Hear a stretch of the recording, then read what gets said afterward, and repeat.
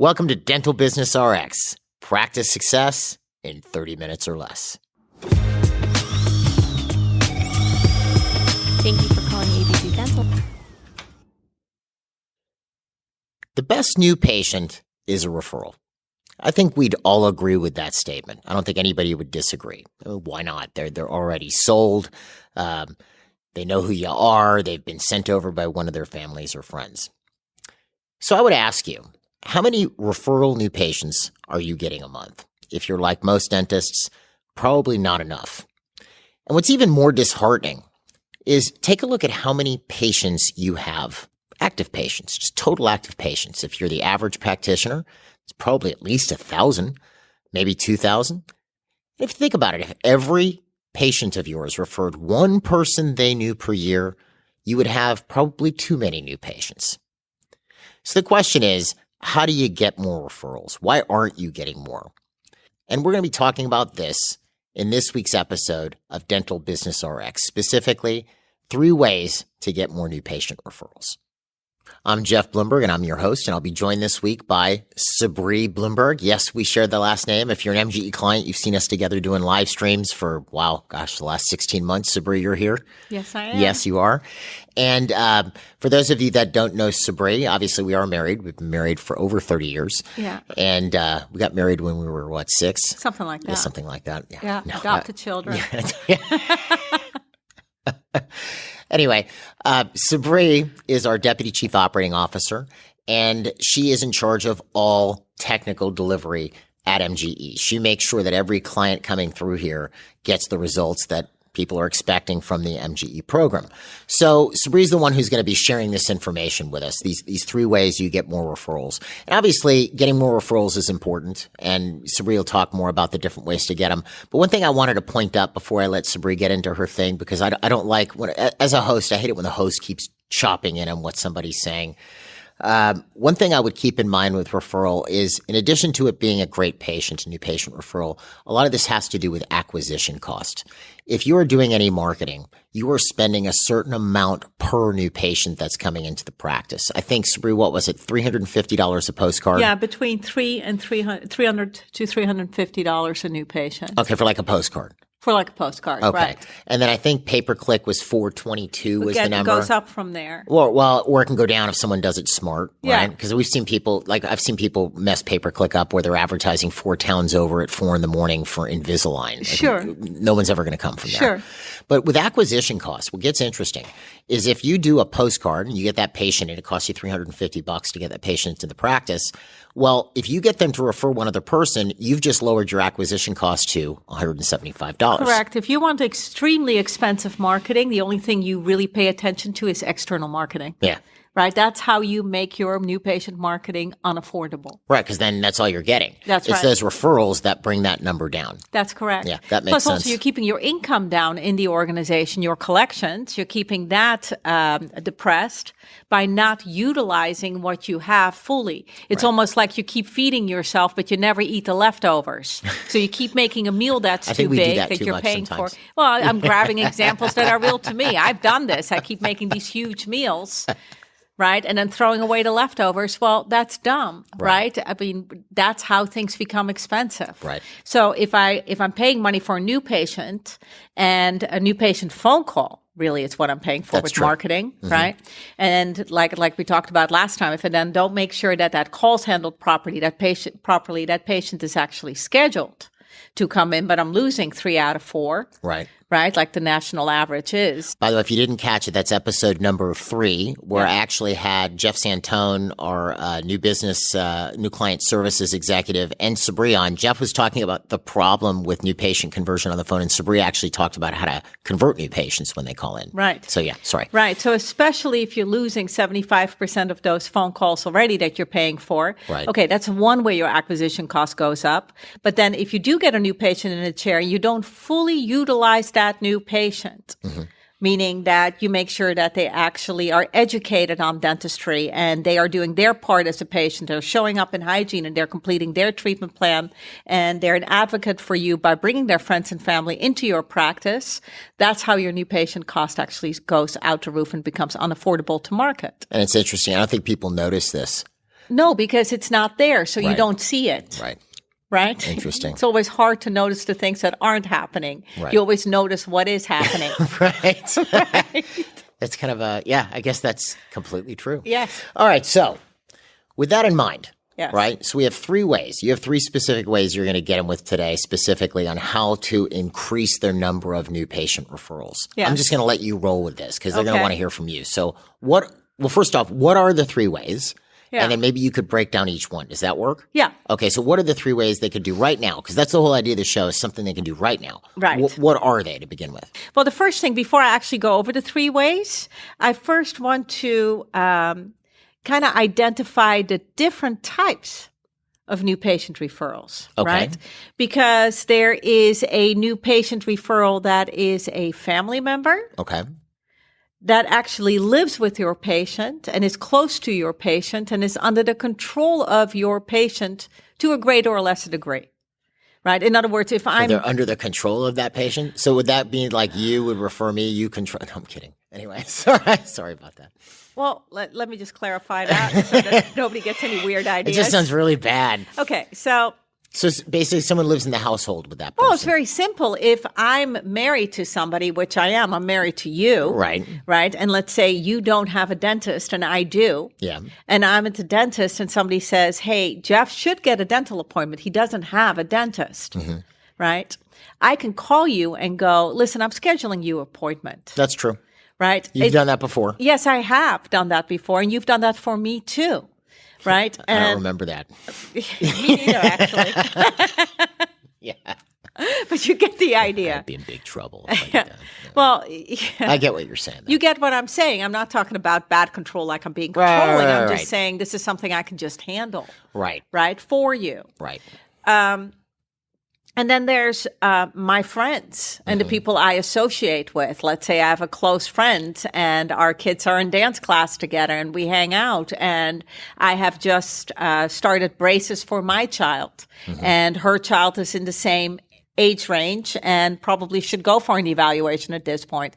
I'm not going to call her and say I'm scheduling an appointment for your daughter. That's a Right. different type of referral. You just want me to talk to my friend and say, hey, I just brought my child to an orthodontist. I'm really happy there. Why don't you go over there? That's how we Right. brought our daughter to an orthodontist. We were referred by one of her friend's moms. That is exactly the Right. example that I'm picking, right?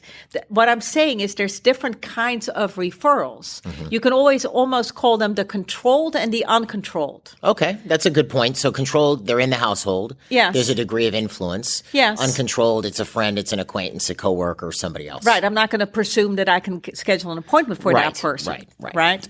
And so there's different kinds of referrals and they're handled differently. Okay. Right? Obviously, my favorite type of referral is the controlled referral, right? Because the thing about that you want to do with statistics when you're measuring anything, right? Whether that's your income or the amount of referrals that you're getting or the amount of production that you do, it doesn't really matter. When you are controlling a statistic, you want to figure out what can I do to give me some semblance over where this number is going to be at the end of the week if I have a quota. Okay. Right? If my only semblance of control over my referral statistic is waiting by the phone for the phone to ring, hoping that I'm going to reach my quota of 10 or whatever the quota is. Yeah, right? so if I'm in charge of referrals and I'm told I need to get 10 new patient referrals Yeah, this that's the week, game we're playing this week. We're going to go for 10. And at the end of the week, if I get 10, I get a gift card. Got it. Right? For example, Sure, let's say sure. we're playing a game. Well, it's really annoying if the only way for me to control winning that game is sitting by the phone waiting for the phone to ring. So yeah, you're probably not going to win. Well, maybe I am, maybe I'm not. It's just kind of like, do I get lucky this week, right? Right. So you always want to figure out ways that you could do something actively to win the game, whatever that game may be, or whatever statistical game that you're playing for that week. Okay. Right? And I do suggest that people play games with especially with referrals. So the controlled referral, right? I'm not waiting by the phone, Okay. right? If you're a patient and I'm checking you out, it's very easy for me to say, hey, do you have anybody in your household that's currently not seeing a dentist? Wait, so let's identify. So now I love this, but let's identify these 3 ways, which is where we started, because you're starting to get into them now, aren't Yes. you? Okay, so, sorry. No. I'll keep you on track here. Okay. Okay, so we have this controlled and uncontrolled referral. Correct. which I love. And one thing I wanted to mention, it was something you said to me. Yeah. You were talking to a client. It was a new client. Yeah. And Sabri, just so you guys know, beats the drum hard for new patient referrals, and rightfully so. It's the easiest thing to do. It's so easy, and it costs nothing. All right. But I remember you were talking to a new client, and this new client told you, "Oh yeah, we're a family practice. We get tons and tons and tons of referrals. We see whole families." Yes. Because you were going over this idea. Yeah. And tell me if I get these numbers right. But you had them pull the information from their software. Yeah. What they found out of their active patients, that they had 1,000 active patients or whatever, and 800 households. Yes. So just to give you an idea, how does that? Some people already get this, but I'll just spell it out, right? So they had 1,000 people from 800 households, which means only 200 of those patients were in the same household. That's correct. Yeah. So they really weren't a family practice. Right. They were just under the impression that they were. They see people that are family members. Right. Right. And that gives them the impression I must have a lot of them. Statistically, that's going to be about the right number for a dental practice, that about 8 out of 10 patients that they see, they only have one member of the household. And then there's another statistic. Yes. Yeah. Which is the average American household has 3 people three in people in it. So if you Yes. have 1,000 patients or 800 households, they theoretically, if they're really working hard at this, should have over 2,000 active patients. That's exactly right. And then there's another statistic that goes with this. Yeah. And that is that only 40-something% of the United States has a dentist. Right. Right? 40% doesn't have a dentist, and about 20% has seen a dentist in the last 2 years, but they do not consider that they have a dentist. So they've seen a dentist, but it's not like, oh, my dentist is Dr. Smith. No, they saw a dentist, but that's not their dentist in their mind. Interesting. Right? So about 50-60% of the population is currently not under care of a dentist actively. Right? So if you have 2 people in a household, right, that are on top of your patient, 3 people in a household, right? So the patient is yours already. So there's 2 left. So you have a household, 3 people live in it, live in it. 1 person is a patient in your practice. Correct. That means what about those other 2? Are they seeing a dentist or not? Well, there's at least a 50% chance, right, that they're not. Interesting. Right? That one of them should be at least scheduled. So that could be a husband, that could be a child. A lot of people have their parents living with them or their parents living around them. Right? So it's extremely easy. Yeah, this is a metric I'd recommend. Just the more I think about this. Yeah. They should go back and look at this, how many households they have, like how many active patients you have, break that down by how many mailing addresses for those active patients. That's correct. Because if you pull those numbers, you got 2,000 active patients and 1,600 mailing addresses. That means that number should be closer to, instead of 2,000 active patients, it should be closer to 3. That's correct. You're not getting those referrals. That's exactly right. Yeah. That's exactly right. And it's such an easy way to get new patients. And on top of it, most of the dentists that I speak to are billing themselves as family dentists. Even though they may do cosmetic dentistry, they also do family dentistry. Of course. Right? So they should make it a thing to get the entire family of the patient on the care. Right. Right. And they should talk to the patient like, listen, this is a family dentist. We want to make sure that you're healthy, but your entire family is receiving the care that they deserve as well. Okay, so now, this is good. So now what are the 3 ways? Because let's break those down. Okay. What are those 3 ways? Take a step so back. Here's what I want to do. Give me the 3 ways to get more new referrals. Okay. Or more new patient referrals, rather. And then let's break those down, because you're starting to touch on it, and then you can break it down each way. Okay, so the 3 different ways are. Yeah. The first one is the one that we were just talking about, speaking to your existing patients that are already under care in your practice. Right? And making sure that any member of their household or a family member that they are close to, like a mom, a dad, a sister, whatever, that lives in the area, is scheduled. So this is, in other words, way 1, controlled referrals, as you called it, where I could literally call on the phone and go, hey, I'm at the doctor. You don't have a dentist. I want to schedule you an appointment right now. They have an opening at 4:00 on Thursday. Correct. So that's way 1. Yes. Okay, and then what's way 2? Way 2 is new patients that are calling in. Okay. So let's say I'm doing marketing, right? Which most of the guys that we're talking to are doing external marketing. Of course. And they get new patients calling in. They're new in the area, they're whatever, right?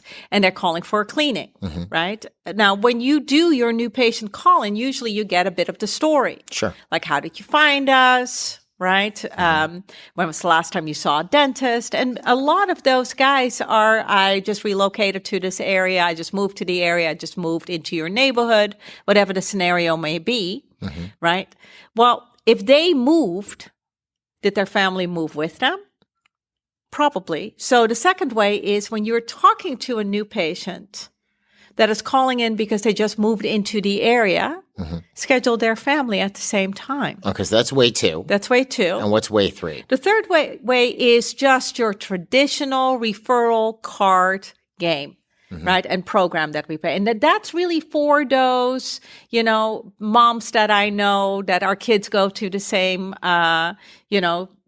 soccer club or whatever, just my acquaintances. These are not people that I'm going to schedule, but these are people that I can give referral cards to. Okay, cool. So now. Yeah. Those are your 3 different ways. Those are the 3 different ways. So now Yes. let's break this down, because obviously this is not some hidden thing no one's ever thought. Like some of these things I'm sure people have thought about before, right? But then why isn't it happening? So what I'd like you to do, if you don't mind, is so let's pick up this first way. Way 1.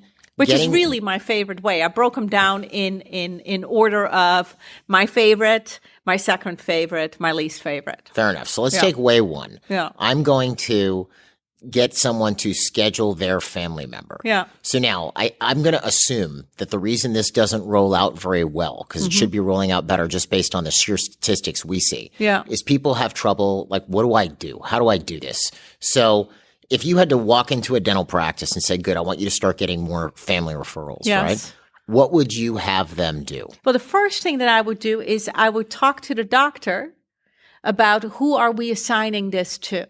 Interesting. Because you don't want this to be a free-for-all and everybody talking to your patients about it or the same question 20 times from different staff members. Every staff member, have you referred your family? Yeah, you should really refer Joe. No, Why are you asking me this again? Yeah, it should be one person's job, right? Conversely, if I think you're doing it and you think I'm doing it, if we're working at a dental practice, then nobody's doing it. Right. No, I mean, you could have people help. But the problem is, I agree with you. Obviously, I agree with you wholeheartedly. But the problem, you're right. Ask for referrals, everybody, and nobody asks. Well, yeah, that is. We all know, and these are gross generalities, but most people do know that if you ask everybody to do something in a business, nobody's going to do it. Right, because we all think somebody else is doing it. Who's responsible when everybody's responsible? Nobody. That's correct. Yeah. That's correct. So you make one person responsible, and usually you would make the person, there's usually a person that fits the bill, and you will know it. They've been there, or for a long time they know all the patients, or could be a new person, they just have the right personality to do it, or it's somebody that has an opportunity more than other people do to ask these questions. Could be an assistant, could be a front desk person. What do you see works best? Is it best with someone up at the front, or is it someone in the back? It really doesn't matter. Interesting. It really doesn't matter because we're not going to ask every patient anyway, right? Like we would target specific people coming in that day. That's correct. We would target specific people because, the patient does need to have a little bit of a sense of humor, right? If we're doing something like this. So, if we target 3 or 4 people a day, what is far more important than what is the position of this person is this the right person to do it, and do they want to do it? That is far more important. Okay. Right. So I don't really care if they're on the front desk or in the back. Right. You can make it a game for the person you're giving it to. What do you mean by a game? Meaning, like if they reach a certain amount of referrals, they get something. Okay, so like maybe if you get 5 referrals this month, you get this. If you get 10, you get this. If you get 15, you get this. If you get 20, exactly you get this. Right. Like they get a bonus of some kind or whatever. That's absolutely right. I mean, there's a normal level of production that we expect from staff members. Let's say I'm asking an assistant to do that, right? Well, I'm giving her a paycheck to be an excellent assistant, right? If I'm asking her to go above and beyond and do something exceptional, like why don't you also take the referrals, I don't mind rewarding her for that. From an economics perspective. Yes. If you're paying $300 plus for a postcard new patient and you're giving somebody $25 or $50, even $50, maybe $25, maybe you could do it like a ascending scale. If it's 10 or less, it's 25. If it's, whatever, but they have to get them, That's obviously. right. But, if you're paying $25 or $50 for a new patient, especially for a referral patient, that kills compared to spending $300 and change for a person that you've never met before or has no connection to the office. Correct. So let's say you're the financial coordinator in the office and you're the one who's in charge of referrals. Yeah. You're up at the front, you check patients out, you file insurance and all this jazz. And here I come. Just had a visit today. Okay, so how would this interaction go? It would be very simple. The first thing, obviously I'm doing a walkout statement, so I would be talking to you about whatever is. How was my visit? Yeah, like any questions, take your money, whatever it is that I'm doing for just to finish our transaction. But then I would just ask you, hey, Jeff, listen, we are a family practice, which means that we want to make sure that you're receiving the care that you need, but also your entire family. Okay. Right. And so the question I want to ask you is, do you have anybody in your household that's currently not seeing a dentist? Yeah, my wife. Okay. All right. Has it been a while since she's been to the dentist? She used to see a doctor near her office. Yes. And they moved. Okay. And, I've been talking to her about coming in here. We just never got around to it. Okay. Yeah. Can you schedule an appointment for her? Maybe. Do you want to get her on the phone? Would that be easier? Yeah, sure. I don't know what insurance she has now. I don't know how her insurance works with the dentist. We can check all that out. Let's get her an appointment, and we do the same thing we do for you. We verify the insurance and go over her benefits with her. Okay. Right? So it's the same as we did for you. That shouldn't be a problem. Sure, I'll call her. Okay, let's get her on the phone. Okay, so I get her on the phone, and then you would schedule her. Yeah, and a lot of people will just schedule the appointment, right? Sometimes they'll get them on the phone for you, right? Sometimes they say, I want to talk to her. Why don't I just talk to her when I go home? Okay. Right? You can do that too. I try to avoid that, like that conversation, like I'll talk to her when I go home, just simply because most people are not thinking about the dentist when they go home.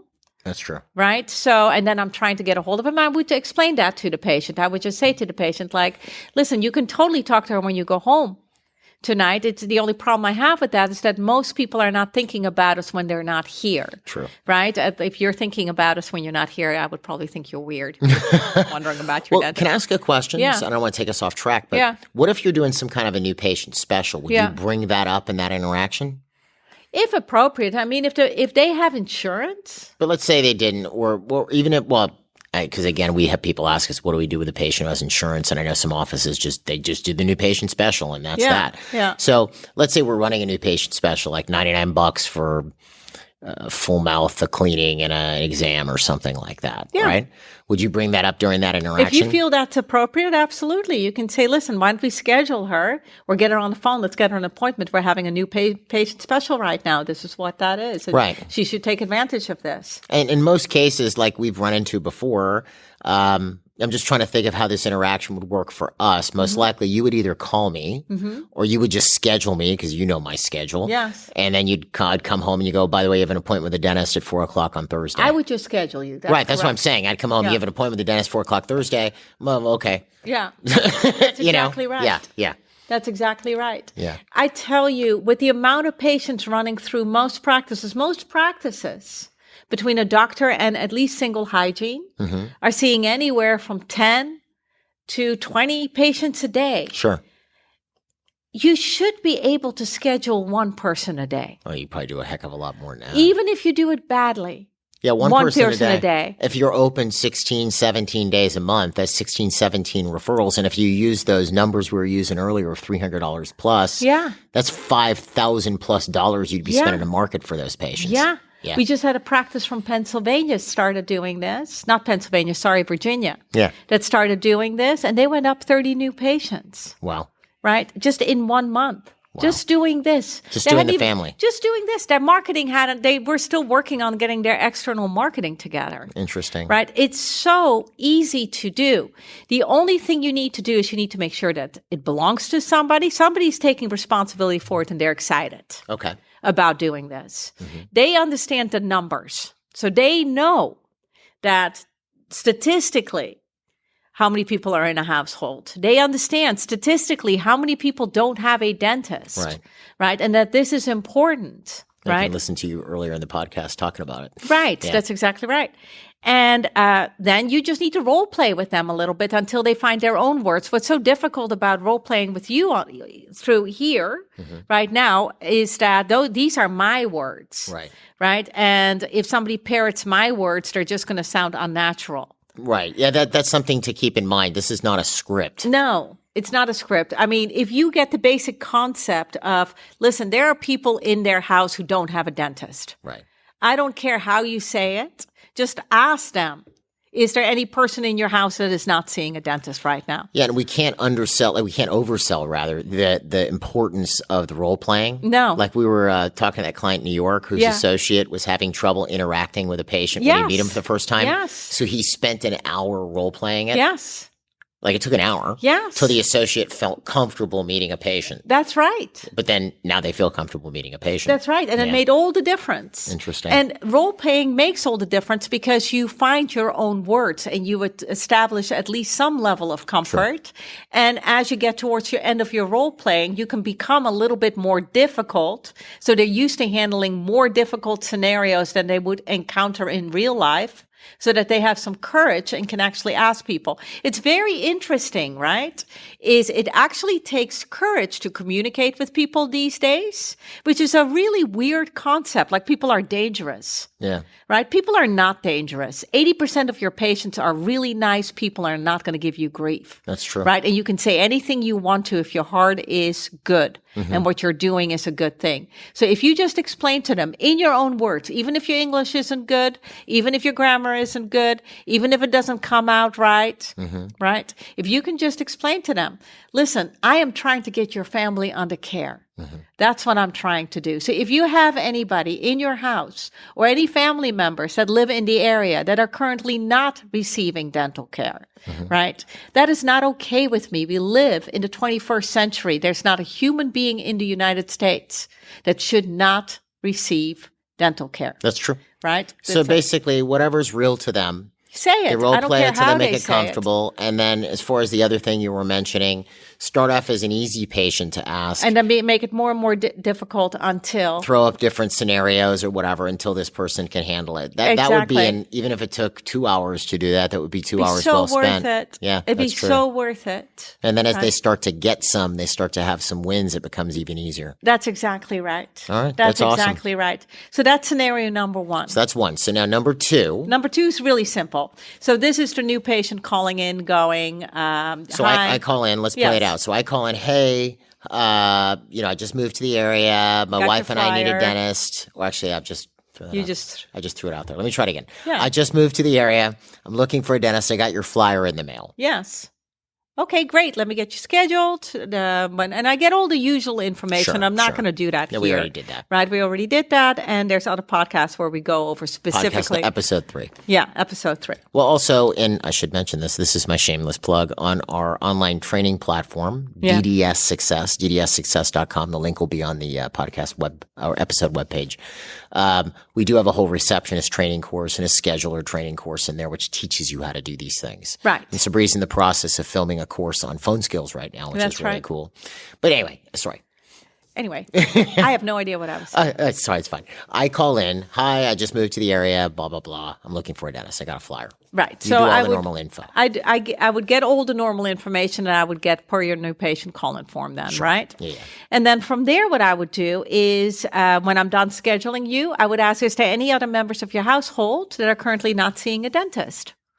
Well, yeah, my wife was looking for one as well. Okay. But I thought the flyer was just good for one person. Oh, no. It's for you and your entire family. Real? My whole family? Your whole family. So it's our current new patient special. I see. Which means that if you're a new patient in the practice, you can take advantage of this offer. Okay. Right. And we are a family practice. This means that I want you on the care, but sooner or later we'd have that conversation about your family anyway. So we may as well get them scheduled. Interesting. Okay, Right? cool. Can you schedule an appointment for your wife or your children at the She's same right time? here. I can put her on the phone. Perfect. Okay, Perfect. good. Okay, great. So you just ask that new patient right when they're calling in. Right when they're calling, let's schedule it. And you may not want to schedule them on the same day. And I know that some offices have a policy not to schedule family all at the same time. And that's totally fine. You don't have to schedule them at the Whatever same time. your office scheduling policy is on family scheduling is That's fine. exactly right. Yeah. But it is an easy way to do it. And again, right, I do feel that the most important thing when doing this is not to force it. If you're talking to a patient and there's something about that patient that makes you think that that patient doesn't have a sense of humor and wouldn't take this well, don't ask. Let that patient come in, let them get comfortable with you, you get comfortable with them before you schedule their family. All right, so if you feel like it would be inappropriate, don't bring it up. No. Because you can always meet the person when they actually show up, and you can have that conversation in person. That's exactly right. good That's guidance exactly there. right. And it's the same with but that is not an excuse to ask no patient. Right? Really, half the patients. Well, you don't understand. Everybody in my practice they're just really mean. Right. Yeah. No, but half the patients you're talking to should be a candidate for That's this. true. That's true. Right. Okay, good. So that's way one. Way two. And these are as you define them, controlled referrals. Yeah, the first one really is very controlled because I know the patient I'm talking You've to in met this scenario person. one. But still, I know them. Scenario two would be a controlled referral. Someone in To my a certain household. degree, it's somebody I can schedule right now. Again, controlled meaning I'm not waiting for the phone to ring. Right, but also this is somebody that I have some degree of influence over, my Correct. spouse, or they have over me. Correct. Got it. Okay, Right. so then we have way three, which is the uncontrolled Got way, it. which means I'm just going to throw referral cards out there and see what happens. now you say referral cards. Yes. Okay, so now I know what those are. We use those here, but Yes. kind of describe for those that maybe haven't seen these. I think most dentists have seen this, but maybe they Yeah. haven't. So what are you talking about here? Well, it's any kind of card. I don't care if it's a business card that has your new patient special like printed on the back, or it's like some people have little bigger cards then that fold over. You can Right. get fancy with this. Some people have cards that look like credit cards. I mean, there's whole companies. I mean, I'm thinking of Viva in California that makes referral cards. They probably do it the best that I've ever seen. This is Viva Concepts. Viva Concepts. Yeah, Yeah, they were the ones we mentioned, Viva, that did all the studies, just as an aside for the listeners, in episode 3 on new patient conversion. Yeah, they really, their product is beautiful. That's true. Their right? referral It's card really product is beautiful. really and nice. It's very clever the way that they do it, right? It's really the best ones I've seen. So let's explain the mechanism here. So in other words, I have this card, Mm-hmm. and I'm going to give it to, like we have our deputy marketing director, Matt, here, who's in charge of production. So I know Matt from work here. Yes. And I go to your office. Yes. And you give me this card. Yeah. What are you going to tell me when you give me this You card? have to, and this again goes back down to finding your own words. But what's the general Right. idea? So a lot of these scripts, and I'm sure that a lot of people listening to this podcast is not the first time they're listening to a podcast about referrals, right? Have this trite script attached to it, like you're the best referral week or the best compliment you can give us, right? Is a referral. Are you supposed to just stare and not blink while you're saying it, so it Possibly. looks like a script? The Possibly. best referral. Wait. The best compliment you insert can name here. give us. Hello, insert name here. Yes. Right? Anyway, so you could do it that way if you feel like it, right? I wouldn't. Sure. If I were talking to a patient, I would talk from my heart. I would say, "Hey, Jeff, let me just tell you something. Do you realize that in the United States today, only 40-something% has a dentist?" Wow, really? Yeah, it's much lower than you think it is. Okay. So we're actually doing an outreach program where we're working on getting the word out to as many people as possible that dental care is important, especially in today's day and age. Sure. Right? And that everybody deserves the opportunity to be on the care. Okay. Right? I'm going to give you some referral cards. Would you mind handing them out to your friends? Right. And do hand them out because you'd be surprised how many people actually are currently not under dental care. All right, so you give me the card and go, Yeah. oh, wow, they save money by coming in with this. Yes, absolutely. We make it easy for them to come in and we take very good care of them. Okay, so then I leave the office. I have these cards. Yes. And then I see Matt. Yes. And Matt mentions, he needs to go to the dentist, or somehow it comes up or something like that. Yeah. And I go, oh, by the way, you see my guy, or my girl. Here's the business card. That's exactly right. Okay. So that's, and there might be cases where I know somebody needs a doc. Yeah. Or someone at work I know has been looking for a doc, or they are Yeah. having some type of tooth problem. Yeah. Or teeth problem. Yeah. I almost said teeths. You could say that. No, no. That would be fun. It's getting my plurals all messed up. Yeah. Has some kind of a tooth problem. So then I would just give Matt the card. Matt comes in. Matt saves a couple bucks. Yeah. And that's a new patient for you as well. And I helped Matt out. You That's helped Matt exactly out. right. Okay, cool. That's exactly right. And the thing again, and I'm just going to go back to Viva Concepts for a second. The reason why I like their referral card is because it looks really good and it's plastic. Right. So it doesn't get nasty in your wallet or in your bag or If I get whatever. handed a stack of paper cards, I'm probably going to throw them away. Yeah, I told you that story. I'm sorry, I'm digressing. Go ahead. But this is when the office was up in Virginia. Yeah. And we didn't have any clients really close to the office back then. Do you remember this? Yes. Like the closest dental practice from near our office up there was like, that was an MGE client, was like an hour and a half away in Baltimore, you know? We were in Fairfax, and I didn't want to drive that far. You know, I mean, if I had a real problem, I probably would have, but just for like a cleaning, this, that. Yeah, I remember this. So one of my coworkers referred me to a practice nearby, and the doc was nice enough, but they were doing the card program. So do you remember this? Yes, I do. This lady gave me the mug. I got a mug for becoming a new patient. Yeah. And said, here are some cards, and dropped like 40 referral cards in the mug. Like, it just looked completely, didn't even say what they were, just blankly dropped. I had a mug full of cards. Yes. And that's how not to do it, right? Yes, that's Okay, how good. not to do it. Yes. So, I mean, you should tell the patient what you're giving them. Mm-hmm. And then you should give them something that, first of all, they're not going to throw in the garbage Mm-hmm. and something that stays good. And don't give them a ton, give them 3. Don't give Right. them a handful. Say, listen, I'm going to give you 3 cards to help us spread the word. Right? Do you think you can hand those out? Sure. Okay, awesome. Give it to your coworkers, right? Or your friends or whoever you associate with.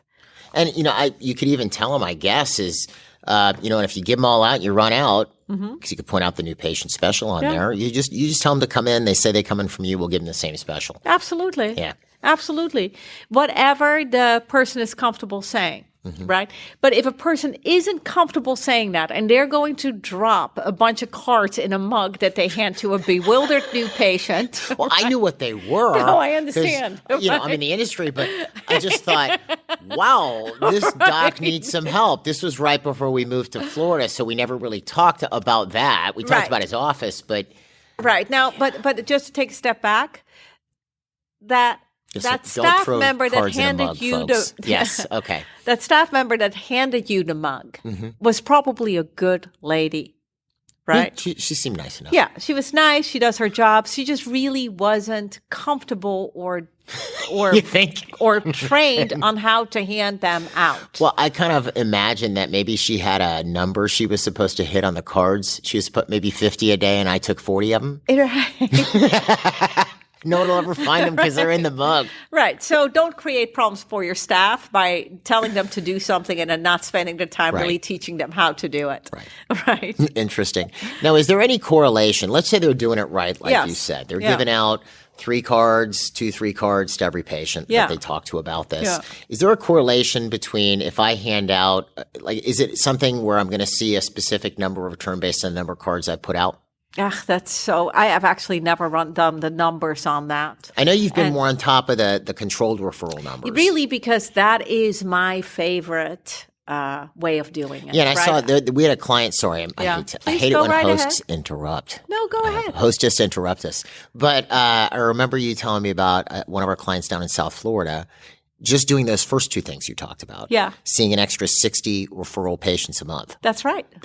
I want just let that sink in, folks. 60. That's 720 new patients a year just by talking to their patients about family members and new patients calling in about family members. That's all. You know how much that cost? Nothing. Right. Anyway. Right. Absolutely. So, you know, the bottom line is external marketing is great. And I love external marketing if done correctly. Right. And I love all the things coming out with digital marketing if it's done correctly. And I don't mind spending money on marketing. As a matter of fact, I need you to spend money on marketing, right? If you own a business, Sure. period. Sure. But don't be lazy. Right? Also work on internal marketing, get your referrals. And internal marketing is more than just asking for referrals, right? Market to your existing patients, keep them in the practice. I mean, an existing patient with an outstanding treatment plan, is just as important as chasing that new patient. And we're doing that as a podcast in a few weeks. That's just right. You and me, just on this idea of why do dentists lose so many patients? That's right. It's kind of an intriguing concept. Yeah. But yeah, so yeah. And are not aware of how many patients they are losing. That's a great subject. I look forward to talking about that one in the next podcast. Yeah. So to kind of sum it up, if we hit it, like just if I could kind of recap your Please, go points. right One, ahead. And tell me if I messed this up. One is make somebody responsible. Yeah. Okay. Make sure that they really pump up on the controlled referrals, on the new patient call-ins, as well as the people in person. Yeah. Make sure you train that person that you've made responsible. Role play it with them until they feel comfortable. And make sure that they know the metrics behind it so they can think with it. And then on the card system, Yeah. one thing I should ask here, sorry to go back into it, Yeah. but do you have a particular person giving out the cards, or are there multiple people giving out the cards? Usually it's the hygienist handing out the cards. Got it. Yeah, usually it's the hygienist because, usually the hygienists are giving them a little care bag anyway. So they would give them their care bag. And the hygienist is also talking to the patient. So That's they true. can talk to the patient. No response required while their mouth is open about referrals and referring their friends and family. That makes sense. Yeah. This was extremely, well, I found it really cool. I hope you guys found it helpful. It's something that you can start using immediately in your practice. To start getting some more new patient referrals. Also, if you're just looking to get more new patients in general, I should mention you should attend the MGE New Patient Workshop. You can learn more about that at newpatients.net. Definitely a big help there. So, guys, I think that pretty well wraps it up. Sabrina, do you have anything you want to add? I think don't. we've hit on this pretty this good. is something you can do if you have 300 patients or 2,500 patients. Yeah. Right? If you have, say, okay, referrals not a thing for me because I only have 300 patients, right? Well, you could have 400 or 500 That's true. just by doing this. That's true. Okay, and I'll leave it at that. Yeah. Perfect. All right, folks, we will see you at the next episode. I hope it helped. We'll see you then.